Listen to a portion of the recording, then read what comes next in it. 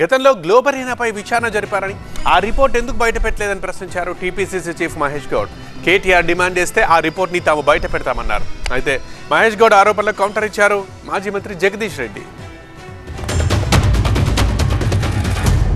ఇదే గ్లోబల్ అనే సంస్థ పేర్లు మార్చుకొని మళ్ళీ విద్యార్థుల జీవితంలో ఆడుకుంటా ఉంది. ఇలా కేంద్రంలో మళ్ళీ పరీక్ష నిర్వహణలో భాగస్వామ్యమైంది.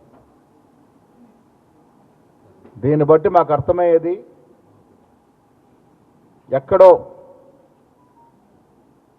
కేటీఆర్ గారి ప్రమేయం దీంట్లో ఉంది అనేటువంటి మాట అనుమానానికి తావుతీస్తోంది.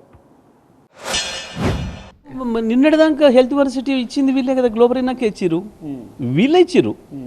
వీళ్ళ ప్రభుత్వం వచ్చిన తర్వాత హెల్త్ యూనివర్సిటీకి సంబంధించిన మొత్తం టెక్నాలజీ గ్లోబరీనానే చూసి పేరు మార్చుకొని వాళ్ళ కేంద్రంలో వాళ్ళు ఇచ్చిర్రు.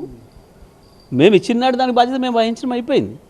ఇవాళ మీరు ఇచ్చిర్రు, మీతో మీ చోటే బాయ్ ఇక్కడ ఇచ్చిండు, తీసుకుపోయి బడే బాయ్ కలిపి అక్కడ కూడా ఇప్పించిండు. వాస్తవానికి దీనికి కారణం వాళ్ళే అయితే వాళ్ళే బాధ్యులు అవుతారు. వయసు లెక్క చేయకుండా ఖర్గే గారు 85 ఏళ్ళ పైబడిన ఖర్గే గారు వాననకుండా ఎండనకుండా ఉద్యమంలో పాల్గొంటా ఉన్నారు.